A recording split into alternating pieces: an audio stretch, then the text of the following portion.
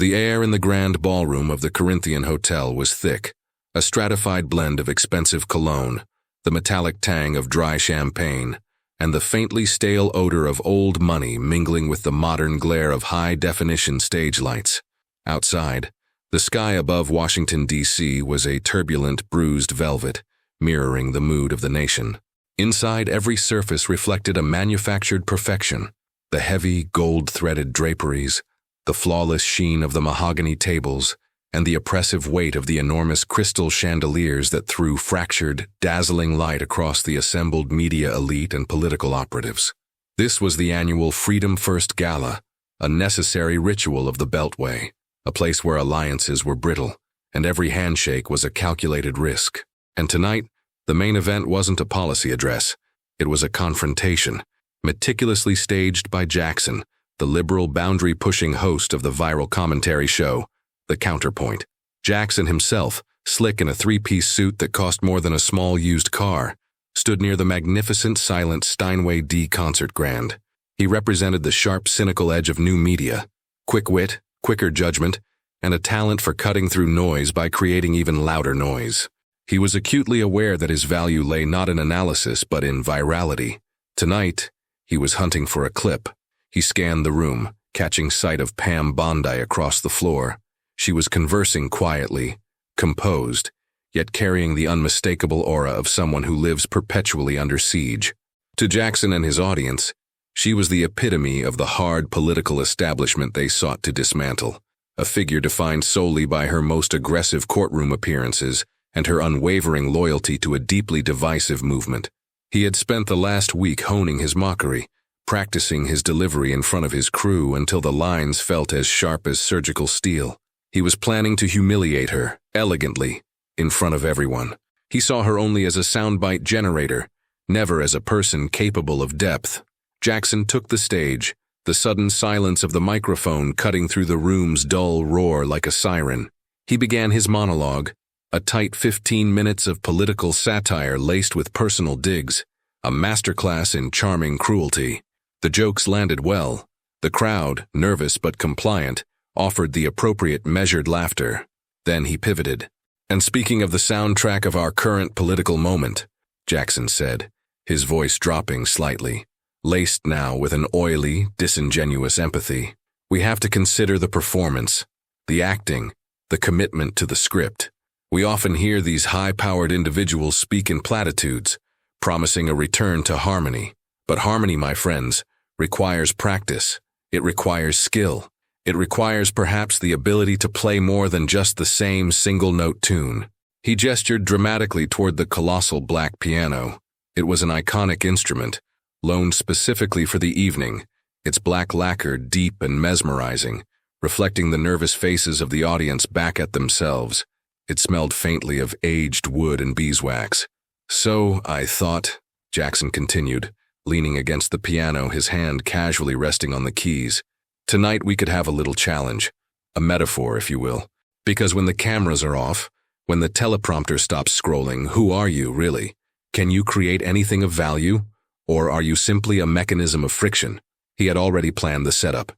He would play a technically complex but frivolous jazz riff, a piece of showmanship designed to emphasize his own artistic superiority, and then invite her to follow, expecting nothing but a discordant, embarrassing fumble, perfect for a 45-second TikTok reel. "I'm talking, of course," he said, turning his eyes locking onto Pam Bondi, "to the great tireless fighter Pam Bondi. Pam, you spend your life prosecuting cases, defending the powerful, shaping the narrative. But what about the inner life? What about the hidden talents? I'm challenging you right here, right now, to step up to this magnificent instrument and show us if there's any music left behind the legal briefs. Show us the human being who exists when the politics finally drain away." The invitation was pure, polished mockery. The crowd inhaled sharply. This wasn't merely a challenge. It was a demand for public vulnerability, masked as intellectual curiosity. Jackson sat down first.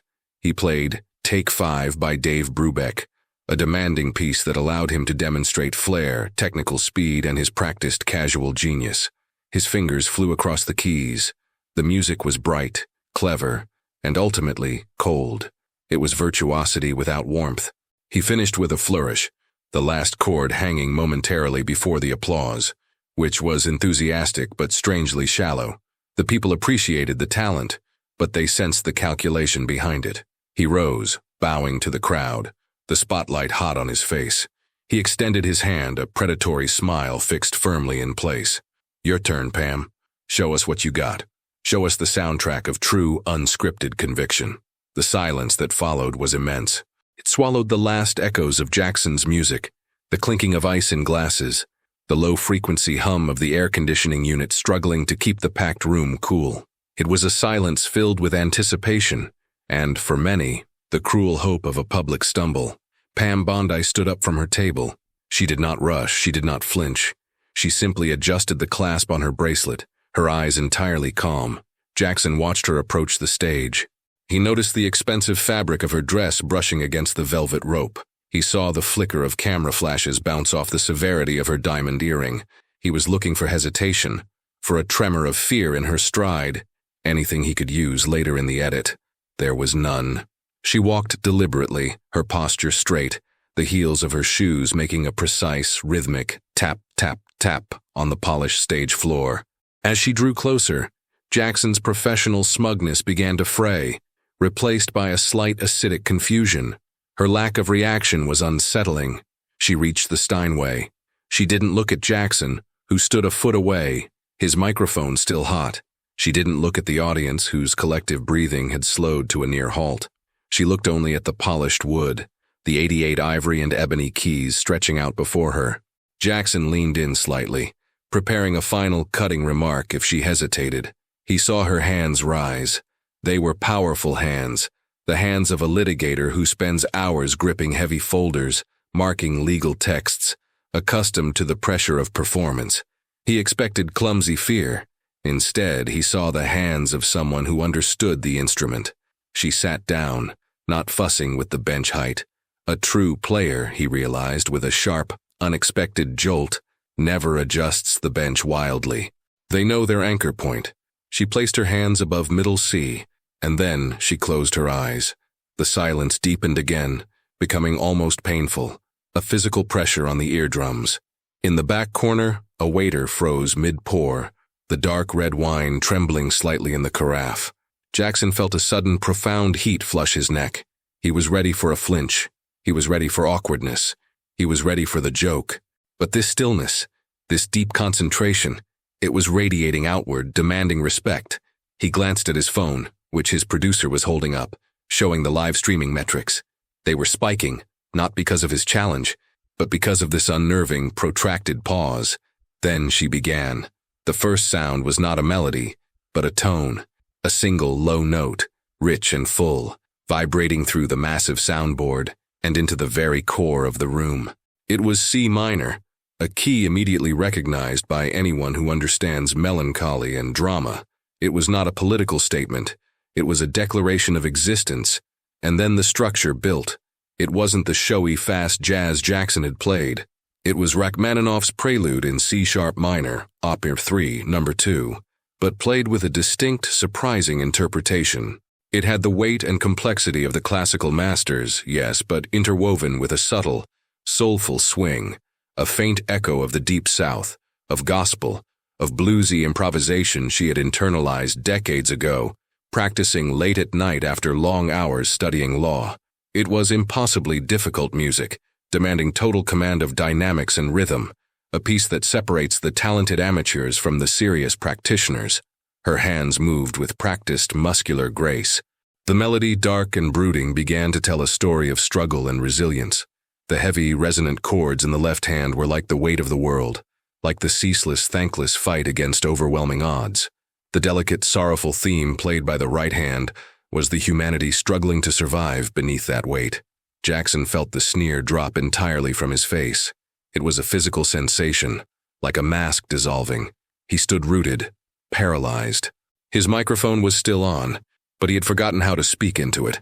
He could only hear the music and the sudden, profound realization that he was witnessing not a performance, but an uncovering. He looked around the room. The faces of the attendees, mostly hard-bitten journalists, political strategists and financiers, were slackened, unguarded. They were hypnotized. In the third row, the veteran Washington correspondent Eleanor Hayes, famous for her icy cynicism, had tears gathering at the corners of her eyes. The music intensified. Bondi's posture remained unyielding, but her fingers were flying, hitting every syncopation, articulating every complex inner voice of the chord progression with flawless precision. This was not something you learn in a week to impress a crowd.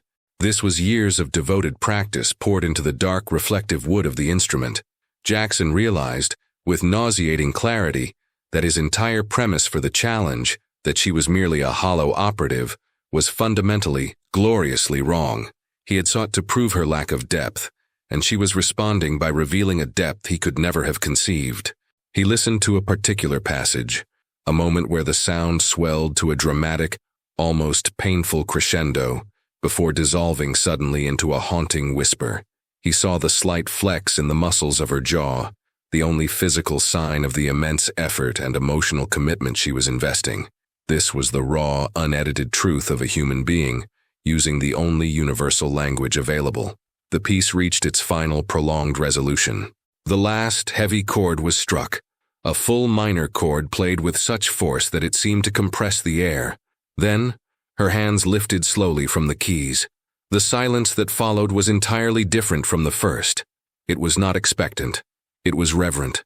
It was the silence of a truth bomb having detonated. The audience held its collective breath for a full 5 seconds after the last note faded. Then, the applause began. It wasn't polite. It wasn't measured. It was a roar, a chaotic, passionate, visceral outpouring of appreciation that lasted for minutes. People were rising to their feet, not because of political alignment, but because they had just witnessed an act of staggering vulnerability and unarguable brilliance. Bondi opened her eyes slowly. They were clear, untroubled. She stood, finally looking at Jackson, who remained frozen next to the piano, microphone clutched uselessly in his hand. He didn't speak the clever, humiliating line he had prepared. He didn't offer a witty commentary. He couldn't. His throat was tight, choked by the realization of his own smallness in that moment. Jackson did one thing. He lowered the microphone, looked at the woman he had tried to reduce to a caricature, and executed a deep, profound nod. It was a gesture of respect, stripped of all irony and pretense. It was an admission of defeat, not in a political debate, but in a test of fundamental humanity. The moment was captured by 100 cameras, broadcast instantly across the digital sphere.